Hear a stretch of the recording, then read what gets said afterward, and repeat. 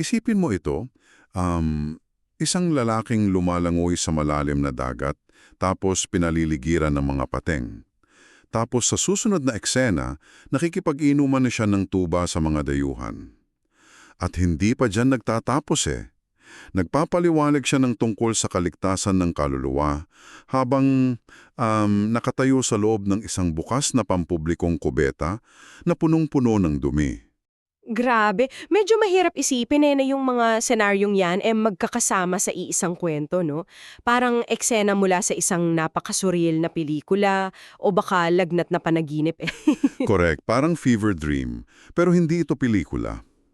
Ito yung mga literal na pangitian ng isang self-proclaimed na faith healer at espiritual na leader na nangangalang Narciso Olalo. Kaya para sa iyo na nakikinig sa malalimang paghimay natin ngayon, pasukin natin ang napakagulo at makulay na mundo ng kanyang mga turo. At marami tayong sources para dyan, di ba? Oo, marami tayong nakalatag na dokumento dito.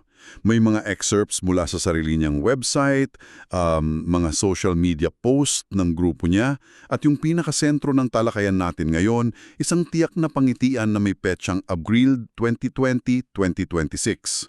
Kasama pa dyan yung isang audio recording kung saan ipinapaliwanag mismo ni Olalo kung ano ang ibig sabihin ng panaginip na yon. Ayun. Pero bago natin himayin ang bawat detalye ng mga dokumentong iyan, kailangan nating ilatag kung ano ang layunin ng diskusyon natin. Gusto ko lang linawin sa mga nakikinig na wala tayong kinikilingan o pinapanigan dito. Oo, neutral tayo dito. Tama, hindi tayo nandito para humusga kung ang mga turo ba niya ay banal o kung ang mga tradisyonal na relihiyon ang tama. Titingnan natin ito mula sa isang obyektibong pananaw. Ang misyon natin unawain yung mekanismo ng impluwensya.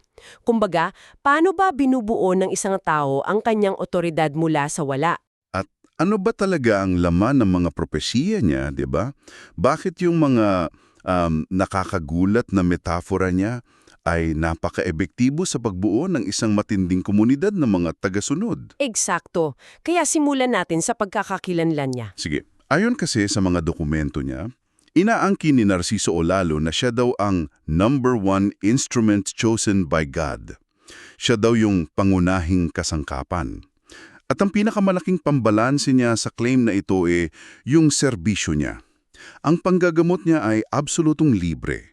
Walang donasyon, walang sobre, ni isang sentimo ang wala siyang kinukolekta. Alam mo, sa kultura natin, lalo na sa mga lugar kung saan kulang ang akses sa maayos na ospital o kaya napakamahal ng pagpapagamot, yung isang faith healer na hindi nangihingi ng pera ay otomatikong nakakakuha ng mataas na antas ng paggalang. Oo nga naman, kasi unang naiisip natin scam, di ba? Ang laging tanong ng mga kritiko pagkakakitaan lang ba tayo nito? Kapag sinabi mong libre lahat, nag-iiba yung dynamic. Ang mensaheng natatanggap ng pasyente ay hindi ito negosyo kundi isa itong tunay na misyon. Makes sense. Pero, hindi lang simpleng pagpapagaling ng sakit sa katawan ang inaangkin niya Dito pumapasok yung tinatawag niyang power of mind. Ay yung nakakabasa daw ng isip? Oo, sinasabi niya na kaya niyang makita ang buong kwento ng buhay ng isang tao. At hindi lang simpleng pagkakakilala kaya raw niyang makita ang mga kasalanan ng sino man, buhay man o patay na. Parang may spiritual na x-ray vision siya. Titingnan ka lang niya, alam na niya yung mga tinatago mong lihim. Grabe yun Diba? Teka, paano niya pinapaniwala ang mga tao sa ganitong kakayahan? Hindi ba nakakatakot lumapit sa isang taong inaangking na alam niya ang lahat ng baho mo? Nakakatakot nga, pero dyan papasok yung tinatawag nating psychology of vulnerability. Kapag ang isang tao kasi ay lumapit sa isang healer, kadalasan nasa point of desperation na sila. Ngayon, sa konsepto ng power of mind na nakikita ang kasalanan, gumagana dyan yung mekanismo ng matinding hiya o shame na susundan ng matinding ginhawa. Paano nagiging ginhawa yon? Isipin mo, kung naniniwala kang alam ng leader na ito ang pinakamadali mong lihim, pakiramdam mo ay hubad ka sa harap niya. wala kang takas. Oo nga, parang hawak niya ang leeg mo sa puntong yon. Pero ang catch doon kahit na inaangging niyang nakikita niya ang mga kasalanan mo, hindi ka niya pinapalayas. Pinapagaling ka pa rin niya ng libre. Ang epekto nito sa utak ng isang tagasunod ay napakalakas. Nag-generate ito ng absolute loyalty. Pakiramdam nila, tanggap sila sa kabila ng lahat ng dumi nila? Ayun mismo. Higit pa rito, marami sa tinatawag na mind reading sa mga ganitong sitwasyon ay gumagamit ng mekanismo ng cold reading. Kumbaga pagmamasdan ang body language, ang pananamit, at madalas pare-pareho lang naman ang core problems ng mga taong lumalapit, problema sa pera, sa pamilya o kalusugan. Pero para sa individual na nakarananas nito, pakiramdam nila ay naganap ang isang himala. Galing ng diskarte. At dahil nakabuo na siya ng ganyang klaseng tiwala, madali na niyang may papasok ang mga kondisyon niya. Ayon kasi sa turo niya, mayroong 3 haligi or 3 pillars ang mensahe niya. Ano-ano daw yun? Una, kailangan mong magsisi sa iyong mga kasalanan. Pangalawa, kailangan mong baguhin ang iyong mga maling paniniwala na mamaya makikita natin kung gaano karadikal. At pangatlo, kailangan ng lubos na paniniwala sa Kanya bilang kasangkapan ng Diyos. Tapos, dinagdagan pa niya ito ng isang babala na inuulit-ulit niya. Sabi niya, laging handa. Laging handa? Para saan? Sinasabi niya na kung hindi maniniwala ang mga tao sa kanya ngayon, may mga mangyayari sa hinaharap para patunayan na totoo siya. Pero kapag nangyari na iyon, huli na ang lahat para sa kanila. Bakit kailangan lagyan ng expiration date ang kaligtasan? Yung urgency o pagmamadali kasi ay isang klaseng pampabilis ng desisyon. Kapag sinabi mong may oras ka pa para pag-isipan ito, binibigyan mo ang tao ng espasyo para magduda, mag-research o kumausap ng ibang tao. Oo, para makapag-isip-isip, 'di ba? Tama, pero kapag sinabi mong laging handa dahil kapag nangyari ang propesiya ay huli na ang lahat, pinupukaw mo yung primal fear ng isang tao na maiwan o mapahamak. Pinipilit mo silang mag-commit agad nang hindi dumadaan sa critical na pag-iisip. Kaya pala, ang daming napapakapit ng mabilis, no? Pero ang mas nakakagulat, hindi siya nangangaral gamit ang mga karaniwang doktrina o mga pahina mula sa mga lumang aklat. Inihatid niya ang kanyang mga teolohiya sa pamamagitan ng mga panaginip na siya rin mismo ang nagbibigay ng interpretasyon. Dito na natin titingnan yung detalye nung pangiti niya nung Abril 20, 2026, 'di ba? Oo, ito na yun ah. Sa unang bahagi ng panaginip na inilarawan niya doon sa audio, nakita niya daw ang sarili niya sa isang kalsada. May iba't ibang klase ng tao. May mga nakabihis ng maganda, may mga kabataang walang damit na namimigay ng mga flyers o cards. Habang namimigay sila, sumisigaw sila ng mabuhay si Narciso Ulalo. Medyo standard pa yung propesiya dyan, pagpapalaganap ng salita. Ayun nga sa kanya, ito raw yung mga tagasunod niya na nagpapakalat ng mga mensahe niya online. Pero biglang nagiba yung eksena. Napunta tayo sa usapan tungkol sa tuba, as in coconut wine. Ito yung bahagi kung saan nagiging napaka-espesifiko at lokal ng pamamaraan niya. Sa panaginip daw, may mga dayuhang lumapit sa kanya para magtanong tungkol sa tuba. Ipinaliwanag ni Olalo na may 2 klase ng tuba. Nariyan yung real tuba na natural at galing misma sa puno ng niyog. Sabi niya wala itong masamang epekto sa katawan. At yan daw yung turo niya, di ba? Oo, direktang ginamit niya ito bilang metafora para sa sariling mga turo, dalisay galing sa kalikasan at direktang galing sa Diyos. Tapos, kinontras niya ito doon sa tinawag niyang homemade pruba.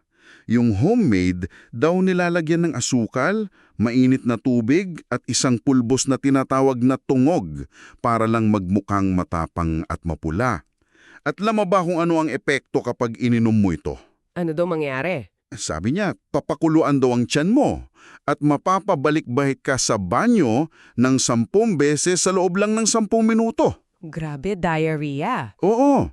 Ayon sa sarili niyang interpretasyon, ang peking tubang ito ay sumisimbolo sa mga gawa-gawang turo daw ng mga pari at pastor, mga doktrinang nakakapahamak at nagdudulot ng espiritual na pagtatae, kumbaga. Alam mo, gumagamit siya ng isang karanasan na napakadaling maunawaan ng kanyang local audience. Hindi siya gumagamit ng malalalim na salitang Latin o mga komplikadong pilosopiya, tuba at sakit ng tiyan. Oo nga naman, mas madaling magets. Sa mga nakikinig sa kanya, ay may karanasan na sa pag-inom ng tuba o sa pagsakit ng tiyan dahil sa maling nakain o nainom. Kapag inihambing mo yung isang komplikadong theological na konsepto sa isang pisikal na pakiramdam tulad ng pagpakulo ng tiyan, nagiging totoo at konkreto yung mensahe. Pero teka, bakit kaya mga dayuhan o foreigners pa ang ginamit niya sa panaginip para magtanong at ma-impress sa paliwanag niya tungkol sa tuba? Parang may colonial mentality pa rin na nakasingit dyan, hindi ba? Hindi ba pwedeng kapwa Pilipino na lang ang kausap niya? Malalim na obserbasyon yan. Sa psikolohiya kasi ng maraming post-colonial na bansa tulad natin, ang isang dayuhan ay madalas tinitingnan bilang isang objektibong otoridad. Kumbaga, isang tao mula sa labas na walang interes sa mga lokal na politika o awayan sa relihiyon. Kaya kapag na-impress yung dayuhan, mas valid. Eksakto. Kapag ang dayuhan sa panaginip ay namangha sa kanyang karunungan tungkol sa tuba, nagsisilbi itong external validation. Ipinapahiwatig nito na ang mensahe ni Olalo ay hindi lang basta usapang kanto, kundi may universal na bigat na kayang mapabilib, maging ang mga taong mula sa labas ng kultura nila. Nakikita ko na. Para siyang gumagawa ng generic versus branded medicine analogy gamit yung kultura natin. Yung isa, sinasabi nilang tunay na lunas, habang yung isa ay puro additives lang na nagbibigay ng side effects. Ayon, tamang analogy yan. Pagkatapos ng usaping tuba, may isa pang detalye sa panaginip na nakakaintriga. May mga lalaking bumili ng tuba, pero ang ipinambayad ay marumi, luma at punit-punit na pera. Imbis na tanggapin lang at maggalit, ang ginawa ni Olalo sa panaginip, binalik niya ang eksaktong sukli para patunayang hindi niya pinagkakakitaan ang transaksyon. At yung interpretasyon niya dyan sa punit na pera ay kumakatawan daw sa mga tradisyonal na relihiyon, di ba? Oo. Ayon sa kanya, ang mga relihiyong ito ay nangungulekta ng pera ng mahabang panahon, hindi para iligtas ang kaluluwa ng tao, kundi para lang sa kanilang sariling koleksyon at pagpapayaman. Ang maruming pera ay sumisimbolo sa maruming intensyon. So, pagpapakita niya ng purity yung pagbabalik ng sukli? Correct. Sa pamamagitan ng pagbibigay ng eksaktong sukli sa panaginip, pinapatibay niya ang kanyang core brand na siya ay hindi nasisilaw sa pera at ginagawa niya ang lahat ng libre. Ang labo lang kasi nangangaral siya ng kapayapaan, libreng gamot at dalisayang katotohanan, tapos sa susunod na bahagi ng pangitain, biglang nag-shift ang tono mula sa inuman at diskusyon, napunta tayo sa matinding tensyon at hidwaan. Ano na nangyari sa panaginip? Naglakad daw siya at nakita ang isang malaking grupo ng mga tao na nagrarally sa labas ng isang simbahan. Dito nakita siya ng isang pare na naghuhubad ng mismong abito niya. Ang basa ni Olalo dito, ito raw yung propesiya na mismong mga leader ng simbahan ay iiwan ang kanilang bokasyon dahil ma-realize nilang mali ang itinuturo nila at ang turo ni Olalo ang totoo. At naalala ko, may lumapit ding madre dyan na gustong sumunod sa kanya, di ba? Pero ang isinagot niya ay nasa iyo na ang pasya. Oo nga, parang binibigyan niya ng choice. Ito ay pagbuo niya ng image na hindi siya isang diktador. Gusto niyang palabasin na hindi siya pumipilit at hindi siya bumubuo ng formal na kulto o relihiyon, kundi isa lang siyang tagapagdala ng mensahe. Binibigyan niya ng ilusyon ng malayang pagpili ang mga tagasunod kahit na kanina lang nagbigay siya ng ultimatum na laging handa dahil baka mahuli na ang lahat. Ang galing ng manipulation doon, no? Pero ang pinaka-wild na part dito, lumundag siya sa malalim na dagat para lumangoy, tapos may mga pating at nakakapit siya sa isang malaking pambasaherong barko. Pating? Saan namang galing yun? Sabi niya, ang pating daw ay ang mga pare, pastor at mga kaaway na gusto siyang patayin dahil sa mga ibinubunyag niya. At ang barko ay ang misyon niya na isakay at iligtas ang mga tao. Bakit may pating? Saan galing yung biglang karahasan na ideya para sa isang taong ang brand pagiging simpleng manggagamot?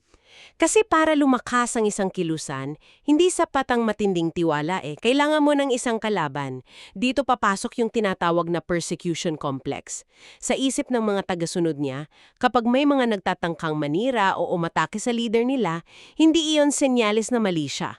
Kinukuha nilang patunay yon. Oo, kinukuha nila yung patunay na tama siya. Sinasabi nila inaatake siya ng mga pating kasi takot ang mga institusyon sa katotohanang dala niya. Ang pagkakaroon ng kaaway ay nagpapalit ng kanyang imahe mula sa isang simpleng healer papunta sa isang inuusig na bayani. At iyon ay mas madaling sundin.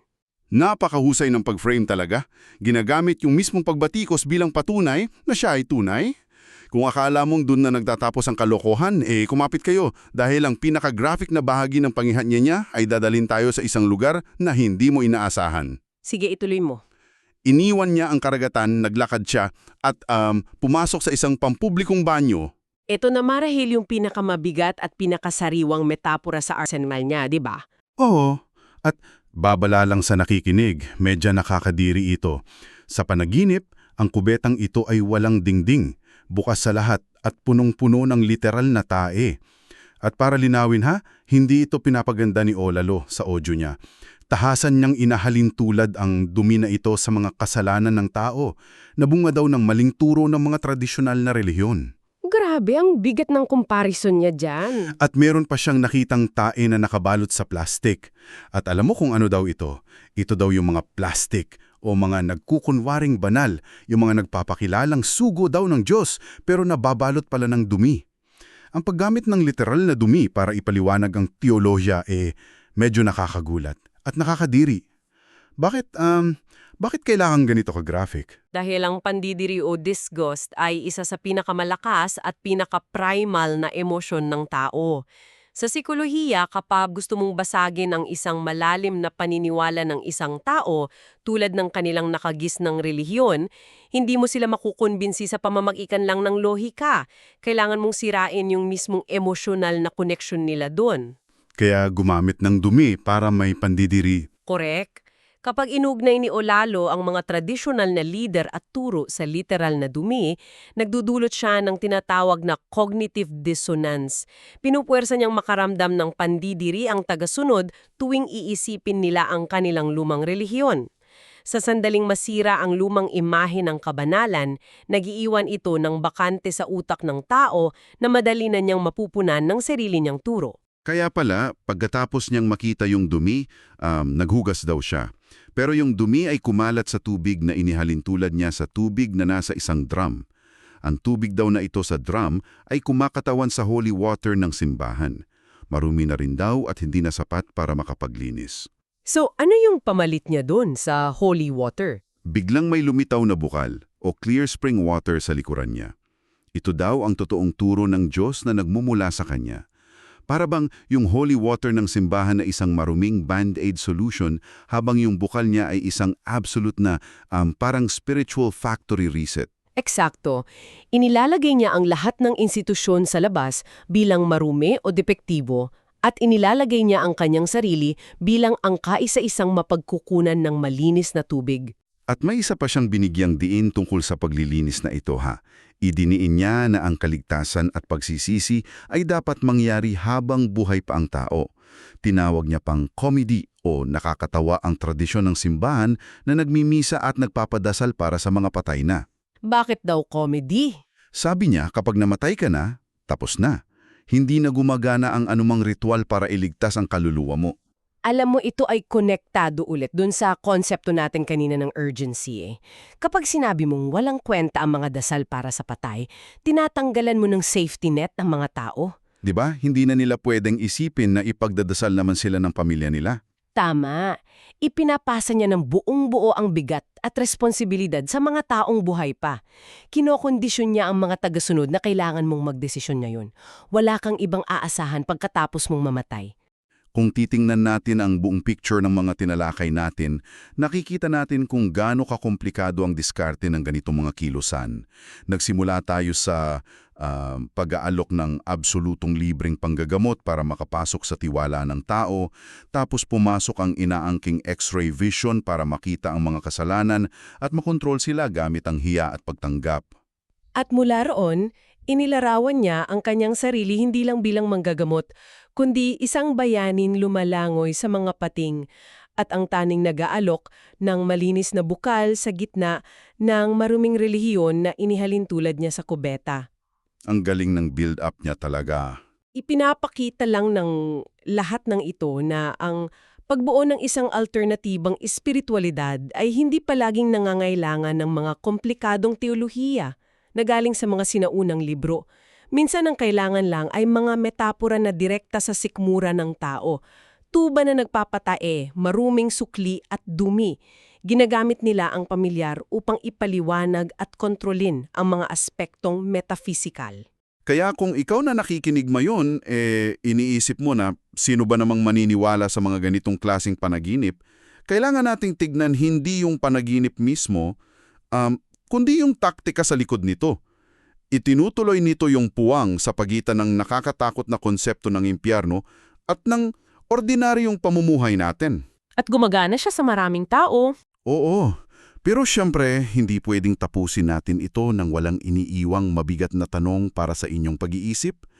Kung ang buong otoridad ng isang tao ay nakabatay lamang sa kanyang kakayahang magbasa ng isip na hindi naman mapapatunayan ng siyensya at sa mga panaginip na siya mismo ang tanging may karapatang magbigay ng kahulugan, Paano mo mahahamon ng mga turo niya kung ang tanging basehan ng katotohanan ay ang sarili niyang isip, di ba? Walang aklat na pwedeng tignan, walang ibang eksperto na pwedeng sumuri, siya ang simula at dulo ng impormasyon. eksakto. Ano ang mangyayari sa isang komunidad kapag ang isang uong ganap na personal na katotohanan, ang kwento at panaginip ng iisang tao ay biglang naging batas at batayan ng kaligtasan para sa napakaraming tagasunod? Nakakaligtas ba ito o mas nakakulong? Yan ang isang bagay na magandang pag-isipan pagkatapos ng malalimang paghimay nating ito. Hanggang sa susunod nating pagsisiyasat dito sa ating deep dive sa mga pinakamasalimungot na usapin ng lipunan. Maraming salamat sa pagsama sa amin. May isang lalaki na nagkaroon ng isang napakadetalyadong panaginip na para sa kanya ay isang propesiya tungkol sa taong 2026. Sa pagtatalakay natin ngayon, susuriin natin yung pangitaing na yon gamit mismo ang kanyang mga salita para maintindihan natin kung ano ba talaga ang ibig sabihin ng lahat ng ito. So, eto talaga yung malaking tanong sa likod ng lahat ng ito. Isa ba itong totoong mensahe mula sa itaas o isa lang talagang napaka-weird na panaginip? Tara, alamin natin. Okay, para magko-context tayo, magsimula tayo sa isang bagay na totoo at konkreto. Ito mismo yung social media post kung saan niya unang ibinahagi yung propesiya.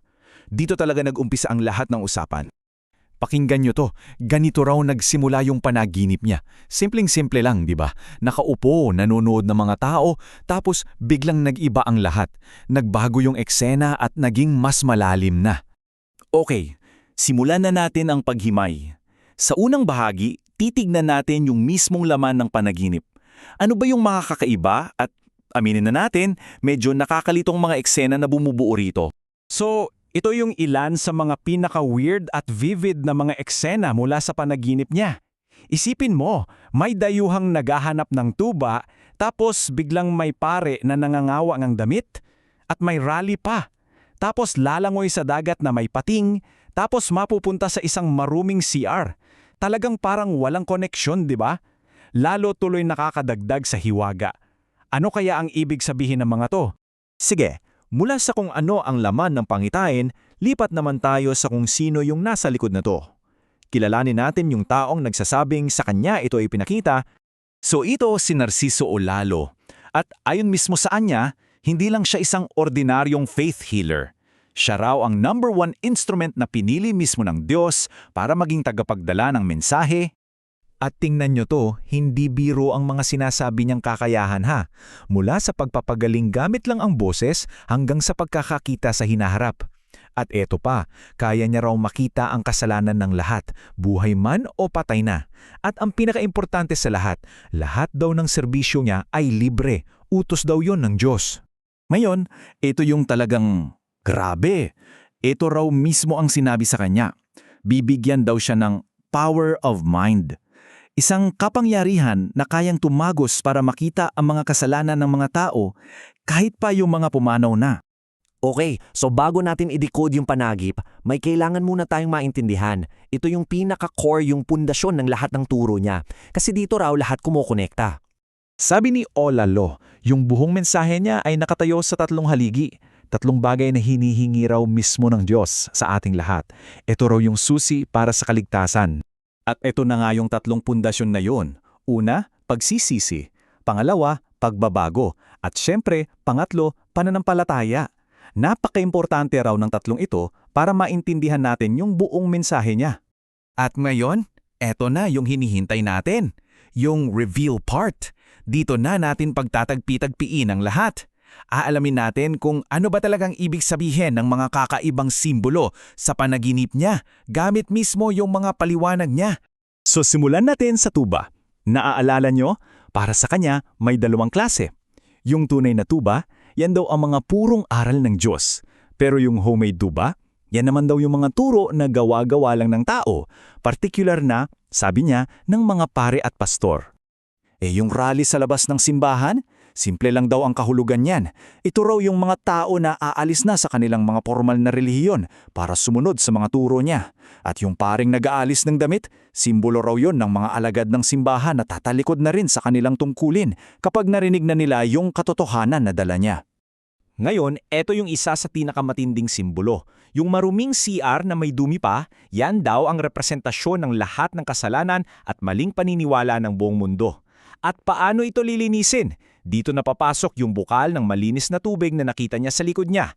Yun daw ang kanyang purong mensahe, direkta mula sa Diyos na siyang huhugas sa lahat ng dumi. So, para i-summarize ang lahat, kung pagsasama-samahin natin ang mga interpretasyon niya, yung buong pananaginip ay isa palang malaking metapora. Isa itong kwento ng kanyang misyon sa mundo. Ang linisin ng sangkatauhan mula sa mga tinatawag niyang mali at gawa-gawang turo ng relihiyon. At ibalik ang lahat sa tunay na aral. At iiwan namin kayo sa isang huling at medyo matinding babala mula mismo kay Olalo. Isang paalala na nagiiwan sa ating lahat ng isang tanong na kailangang pagnilayan. Maniwala man tayo o hindi, ito yung mensaheng gusto niyang maiwan sa atin.